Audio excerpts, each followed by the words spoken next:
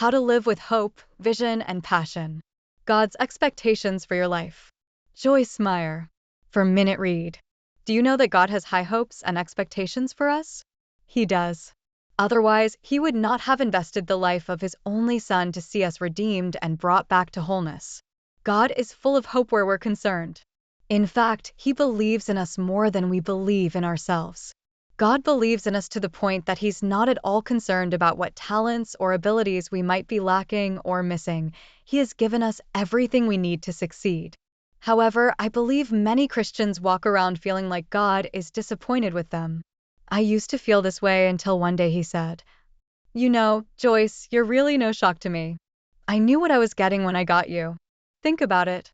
God knows the end from the beginning, and all the days of our lives are written in His book.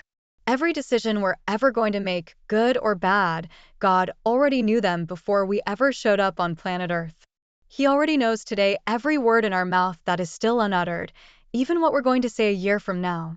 Sometimes we can go around thinking that God is so disappointed with us all the time.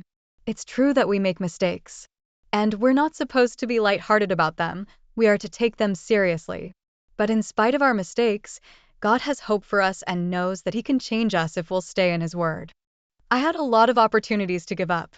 I like to think back at all the different things that my husband Dave and I have gone through over the years, remembering how God worked through us to build what is now a worldwide ministry. In the process of it, there were a lot of things behind the scenes that had to change, such as working on our marriage. I needed to work on my attitude, and we had to work on how we handled our money, the same things most people deal with in life. Because of all the things that needed to be worked on, I probably wanted to quit a million times. Most of you know that I was sexually abused growing up and had a wretchedly miserable life, growing up around alcoholism, violence, and almost every kind of dysfunction. I had a lot to overcome. It was hard, and maybe some of you understand because you went through some of the same things. It's hard to make it through those experiences.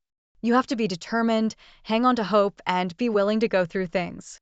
It can be lonely and devastating, and it's just really difficult not to quit and give up. I remember one night lying on my office floor, holding on to the legs of the furniture, wanting so badly to run away from God. I was screaming to God saying, "God, I just can't do this. It's too hard." But I kept holding on saying, "God, help me not to run away. Help me, help me, help me." But I found that if we just won't quit and won't give up, we will have success. There's a part that only we can do, and that is keeping an attitude that allows God to work in our lives. God doesn't work through a negative attitude or self-pity or an everybody owes me attitude. Nor does He work through laziness or passivity. God can only work where there's faith, but we need to have hope before we can even have faith. Hope is really just a positive attitude. It's an expectant outlook that something good is going to happen in our lives. God wants us to be prisoners of hope.